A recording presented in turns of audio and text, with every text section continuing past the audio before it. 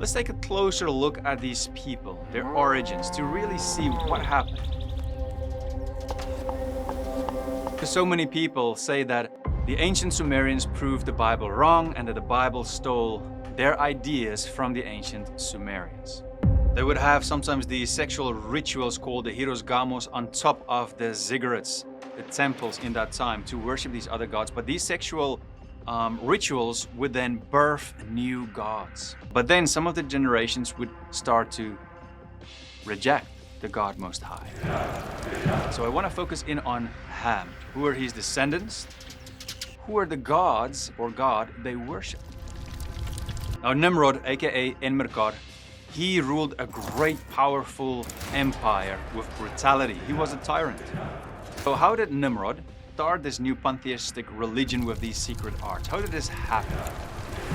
The problem is, God already promised he will not send a flood again. But it became so evil again that he had to stop it somehow. So what did he do? An or Anu is the God Most High. His symbol is a horned crown, the serpent or sometimes dragon symbol representing the god Enki, and the eagle symbol representing Anu and his son Enlil. So now I mentioned two other gods that you might have heard for the very first time, Enlil and Enki. Shalom, welcome everybody. Welcome back to this very interesting series that's called How All Religions Started. And today we are at part 2, which is about the first people of the world. Part 1, we touched on the antediluvian world, the pre-flood world, and also the post-flood world, what the world was like right after the flood. We took a look at the people who survived the flood from ancient Sumerian texts, other cultures, and also the book of Genesis. Then we looked at Shem, one of Noah's children, and his descendants. And today we are going to look at his other sons, Ham and Japheth.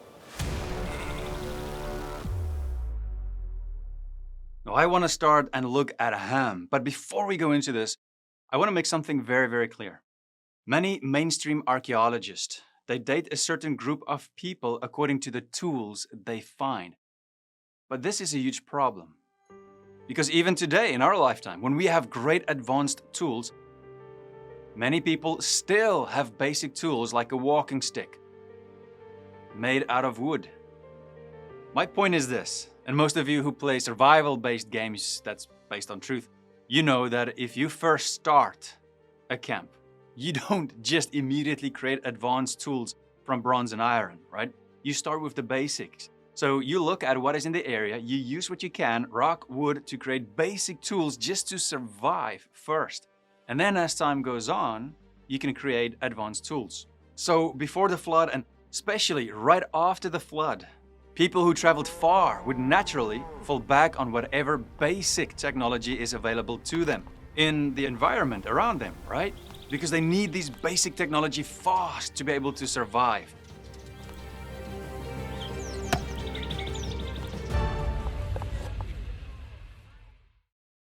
So, some of these people to us today might seem less developed, but they're in fact just using basic technology to survive, especially if they travel to a new location. While at the same time period, other people who live in older camps or small towns for a longer period of time, they can already use advanced technology in the same time period of these other people who traveled far.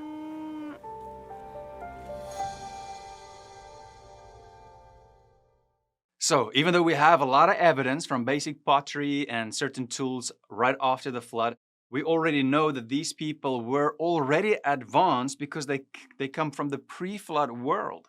And it just took time to start all over again.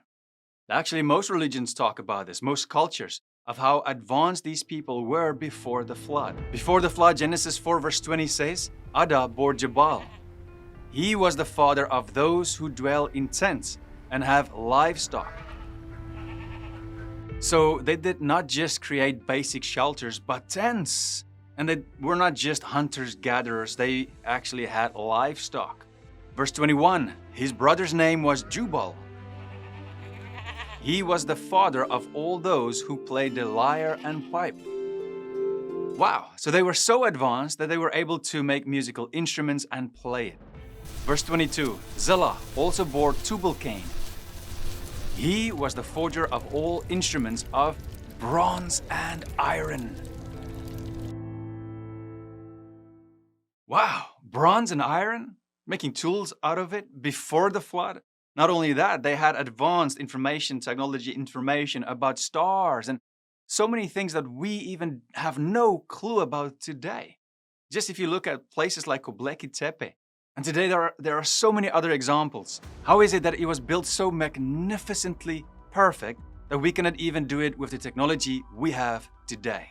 Even the massive pyramids of Giza, so perfect with huge rocks that you cannot even put a paper through it.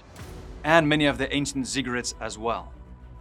Then the Tower of Babel, just after the flood, was twice the size of the pyramids of Giza when we look at the foundation. But then those who started to worship the fallen angels and the Nephilim, also getting new information, knowledge from them, secret art, and then using the knowledge that they do have to pervert it, to use it for evil. For example, turning astronomy into astrology.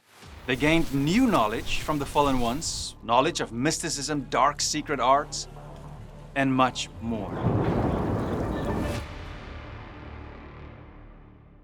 But we will discuss that in a future video. Let's get back to the main topic of this video. We looked at Noah already, Shem, now there's two sons left. Ham and Japheth. So I want to focus in on Ham. Who are his descendants, some of the ancient Sumerians, and who are the gods or god they worship? Well, first, Ham brought forth Cush, Egypt, Put, and Canaan.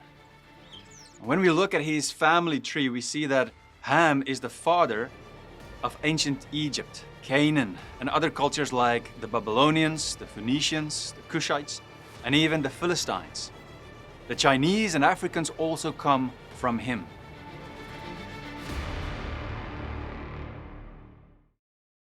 Now, Nimrod is an important name for you to remember. He is the son of Cush. Cush is the son of Ham. So Nimrod is important because he became the first world leader of this time. He built many cities in the land of Shinar, including the Tower of Babel that we all know about. We even see that in sources outside of the Bible. Now, Nimrod is very, very important because he caused the big rebellion against God, the God Most High. The Hebrew word for Nimrod is marad, which means he who rebelled. Now, when we look at other sources outside of the Bible, we see that Nimrod's name in ancient Sumeria was Enmerkar. The Bible says in Genesis 10 verse 8, Cush fathered Nimrod. He was the first on earth to be a mighty man. He was a mighty hunter before the Lord. Therefore, it is said, like Nimrod, a mighty hunter before the Lord. The beginning of his kingdom was Babel, Erech. Today we know Erech as Uruk, Akkad, and Calneh in the land of Shinar. Now, for those of you who know your Bible, you know that this language is very similar to how the Bible described the Nephilim in Genesis 6, the mighty men of old. And now after the flood, he, Nimrod, aka Enmerkar in ancient Sumerian, is described as the first mighty man. Let me read it, Genesis 6 verse 4. The Nephilim were on the earth in those days, and also afterward, when the sons of God came into the daughters of man, and they bore children to them. These were the mighty men who were of old, the men of renown. A lot of people do believe that he was a Nephilim. To be honest, I'm not 100% sure. He was definitely a big man, a kind of giant, according to many writings. He was definitely a Gibberim, and many writings describe him as working with Nephilim. Also, a lot of the Nephilim, the giants, were working under him to create some of these cities. Josephus, the historian, wrote, Nimrod was indeed a very strong man. The Cook poem of Freemason legends also says he was a strong man and a giant. The Babylonians as well, who also viewed him as a hero, says the same thing. So Nimrod, aka Enmerkar, he was viewed as a sort of Nephilim, a great man, the mighty man, just like someone else who is very, very famous. Those of you who know a little bit of the Sumerian history, you know of the Epic of Gilgamesh. We see Gilgamesh, who came after him, Nimrod, who has these statues of him being a giant while holding a lion. Now today, Gilgamesh has become very famous because of media and because they pushed it. But Nimrod, in the time of the Sumerians, was actually more famous.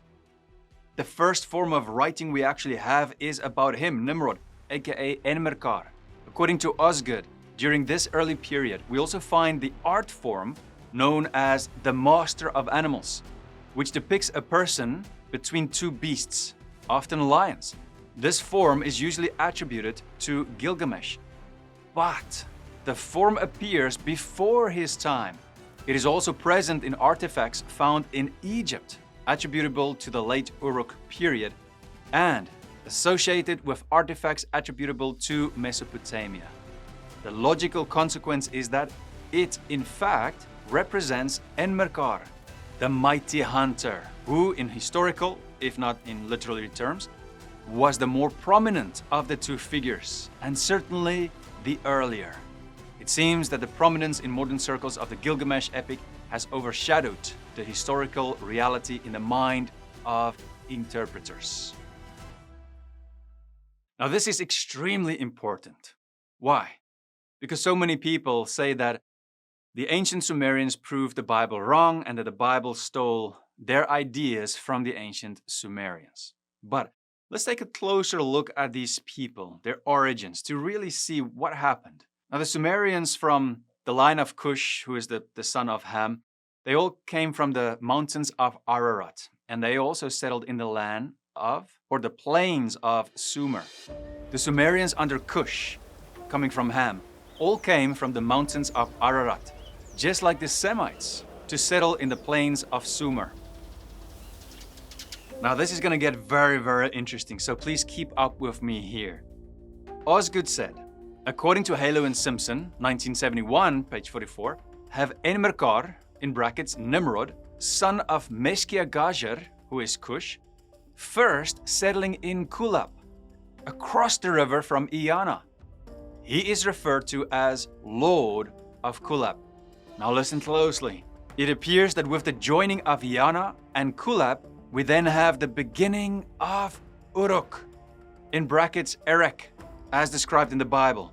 Uruk was first known as Iana, the house of Un. Un being the god of heaven.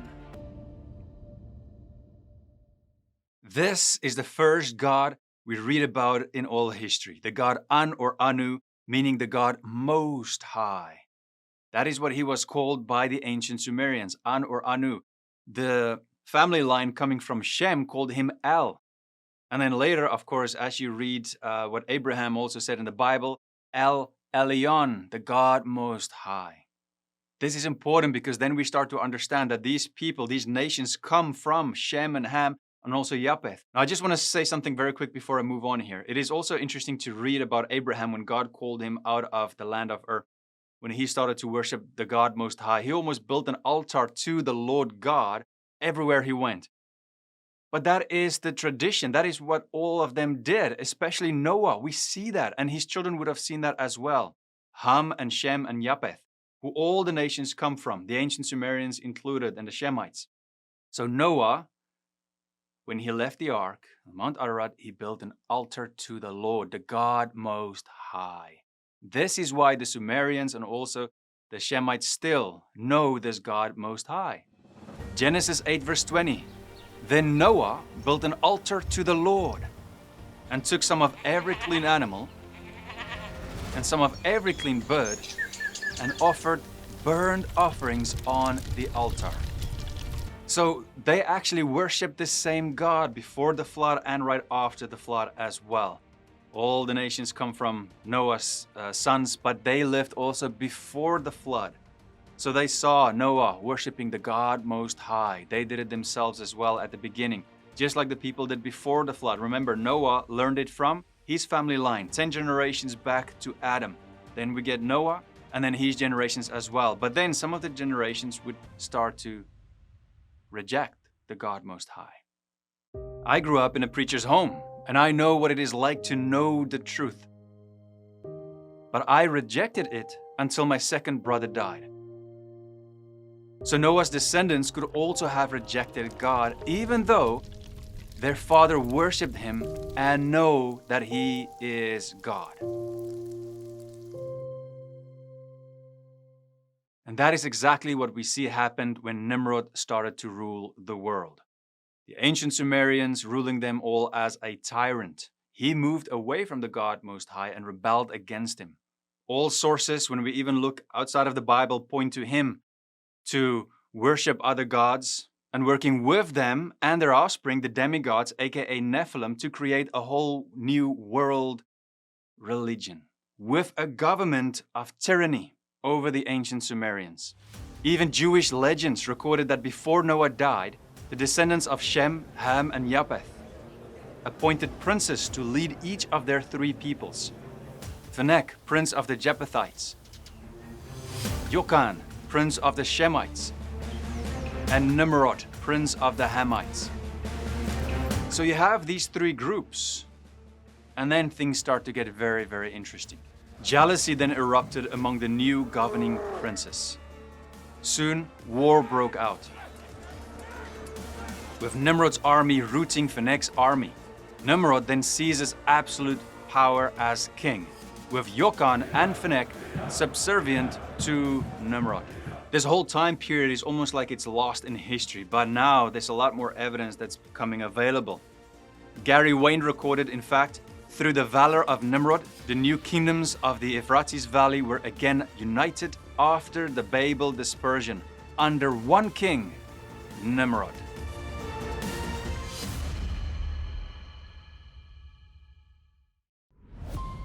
Hey guys, I hope you're enjoying this video so far, but I have some big and exciting news to share. I'm writing a novel with my brother set in the world before the flood.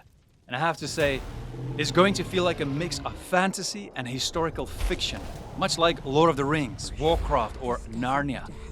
But here's the best part. It's based on biblical and archaeological truths.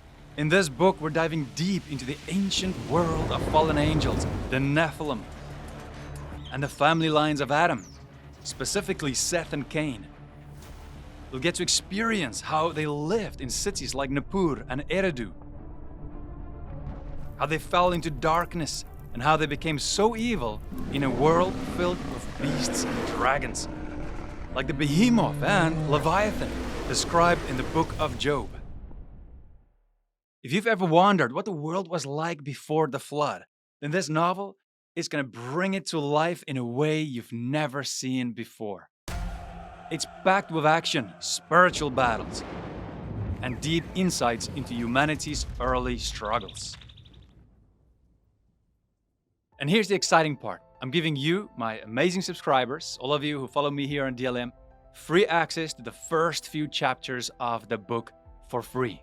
All you gotta do is click the link in the video description below, enter your name and email, and we'll send it to you as soon as it is ready. Now, if you're watching this video much later, this book might already be out. So you can just get it at our website, www.dlm-christianlifestyle.com. Now, this book is also perfect for non-believers or even those on the fence with their faith, because it's a gripping story that pulls you in, and before you know it, if you're around about in the middle to the end of the book, you'll realize how it aligns with God's Word, the Bible. Thanks for sticking with me. Now, let's get back to the message of today. Now, Nimrod, aka Enmerkar, he ruled a great, powerful empire with brutality. He was a tyrant. But his empire was huge. The Bible also talks about it, giving specific detail. Genesis 10, verse 10. The beginning of his kingdom was Babel, Erech, Akkad, and Calneh, in the land of Shinar. From that land he went into Assyria and built Nineveh, Rehoboth, Ir, Kala, and Rezin, between Nineveh and Kala. That is the great city. You need to understand this. Not only did he now have power over the economy and over many cities and a lot of people, the ancient Sumerians and the people who started to spread throughout the world, but he also rebelled against the God Most High, and he created this pantheistic religion where people started to worship other gods. Many of them were forced to do so. And we know these other gods are not really gods, but just fallen angels and their offspring, the Nephilim. He also used their secret arts and this new knowledge to become more advanced and use it to build his empire. Even the Quran mentions two dark angels, Harut and Marut, that taught witchcraft to the people of Babylon. Even after the dispersion of what happened at Babylon when God confused their languages, he still conquered and improved on his empire, and also spread the secret ancient arts and his religion throughout the world, especially focusing on Egypt as well, which you will remember was still there, very active, the magical arts, when even Moses, many, many years later, was there. Exodus 7 verse 10. So Moses and Aaron went to Pharaoh and did just as the Lord commanded. Aaron caused down his staff before Pharaoh and his servants, and it became a serpent. Now listen to this very closely. Then Pharaoh summoned the wise men and the sorcerers, and they, the magicians of Egypt, also did the same by their secret arts. For each man caused down his staff, and they became serpents. It's interesting that it was serpents as well, because there's a symbolic picture here that I'll talk about later. First of all, so how did Nimrod, together with the fallen angels and the Nephilim, start this new pantheistic religion with these secret arts? How did this happen? First, Nimrod introduced a new female goddess to his people, and this relationship between this new female goddess and An then supposedly birthed other gods, offspring. Enmerkar, aka Nimrod, claimed to have brought Inanna down from the mountains to make her An's female wife. In so doing, he introduced the fertility rituals into the early post-flood world. Some rituals would have priestesses representing this god, and the beginning of a temple prostitution under the concept of a holy marriage was created. They would have sometimes these sexual rituals called the Hirosgamos on top of the ziggurats, the temples in that time, to worship these other gods. But these sexual rituals would then birth new gods and also demigods. A lot of writings say that this act itself would identify with Nimrod himself, Enmerkar, and his wife / sister, for he is later referred to as Bel, the Babylonian form of Baal, later identified as Marduk, and Inanna as the Semitic Ishtar, biblically called Ashtaroth, the consort of Baal. So, as I understand it, Nimrod, aka Enmerkar, he rebelled against God, the God Most High, An or El, called by the Sumerians and Semites.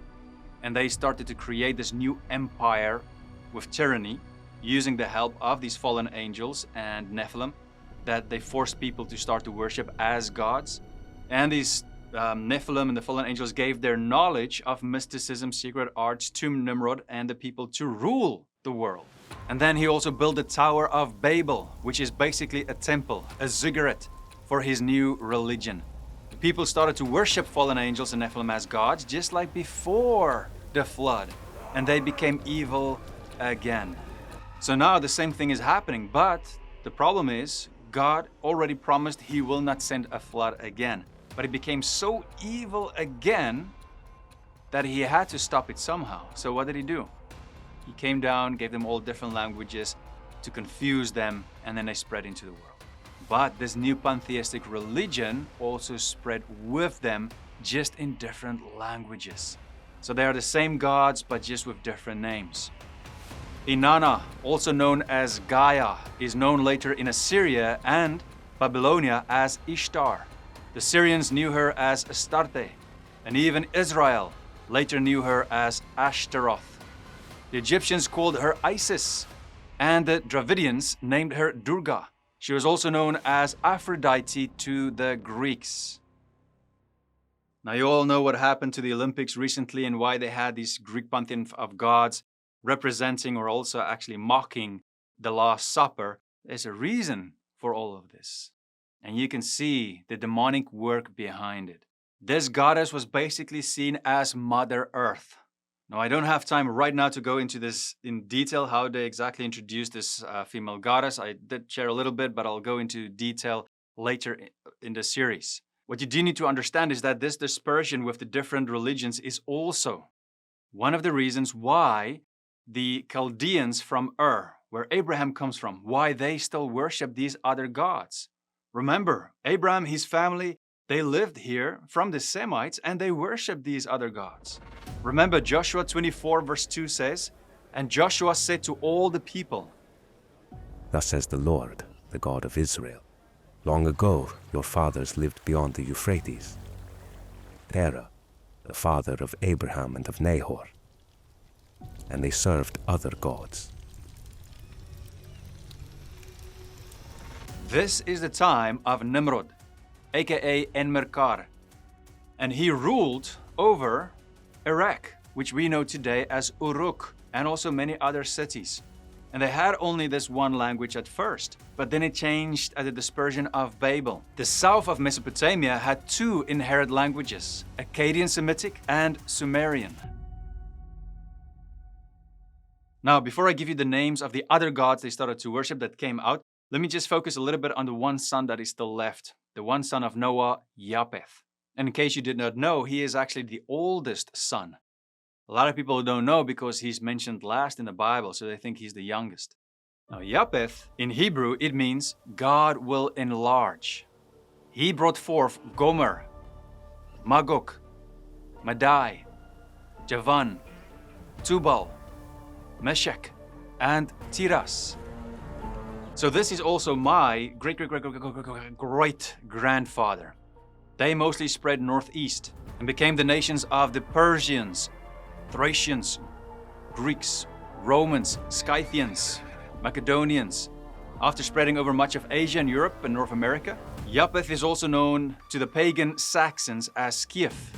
The Irish, Scots, Germans, Japanese, and Russians also come from him. All right, now let's move on. Noah, his three sons, and their wives, all of them knew how evil the world became before the flood, because they come from the world before the flood. And they knew why it got so evil as well.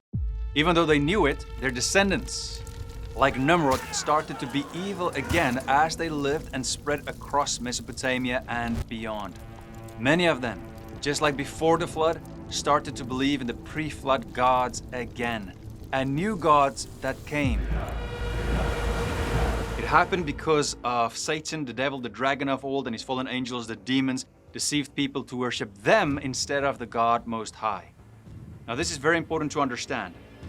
When we look at right after the flood, Noah's children, Noah and Shem and his descendants still worship the God Most High, calling him El.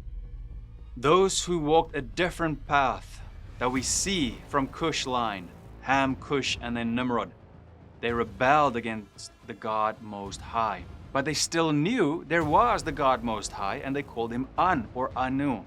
They knew him as the supreme sky god, having authority over everything, the heavenly bodies and the cosmic order. He's also known as the father of the gods. Many Sumerian texts, such as Enuma Elish and the Epic of Gilgamesh, reference Anu as the father of the gods.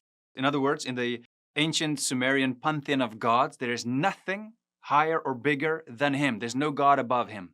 An or Anu is the god most high, the god of gods. An is also known by the Sumerians as the main creator god. Anu's involvement in creation is more about establishing the divine hierarchy and the cosmos' structure rather than physical creation of the earth. Now they worshipped him in temples with rituals and sacrifices because they wanted to honor him and also please him so that he can help them. With what? They seeked his favor in the cosmic order of things, and they knew he was the God Most High.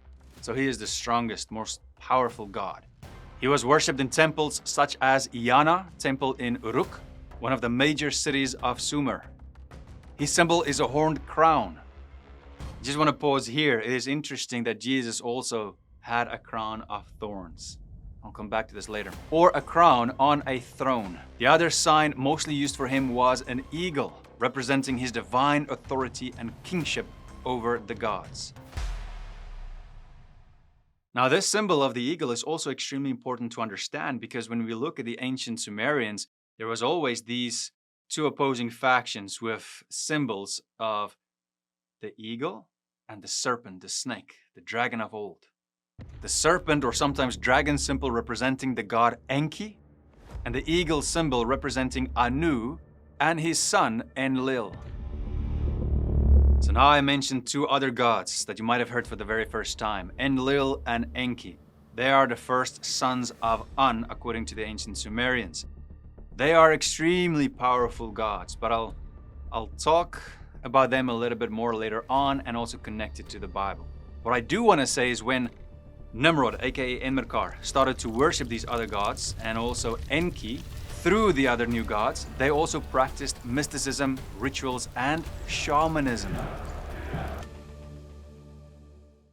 Now, Willem McLeod, who I know personally, he wrote in his book, The Nephilim, Kings of an Epic Age. Various Sumerian scholars have commented on the strong shamanistic influence present in Sumerian tradition. The symbol of the tree with the eagle in its top and the serpent down at the bottom amongst its roots was particularly well known in ancient Sumer. It features in no less than 3 ancient Sumerian stories: the story of Inanna and the Haleb, in the myth of Lugalbanda, and the legend of Etana. These 2 symbols are very important because they also represent 2 spiritual forces, opposing forces, and also the people that worship these different forces. It will become very clear as we continue on with this series. Now, in part 3, we will focus on the pantheon of gods that the ancient Sumerians believed in. Starting with the god most high, called An, or Anu, also known as El by the Semites. And then after him, we will take a look at his 2 sons, Enlil and Enki, and then the other gods. Remember to subscribe if you haven't done so already, and if you want to know more information about the time before the flood and after the flood, what it was like while you wait for the new videos, watch these ones here. I'll see you there, and never forget, life is short, so please do not waste yours. Cheers, guys.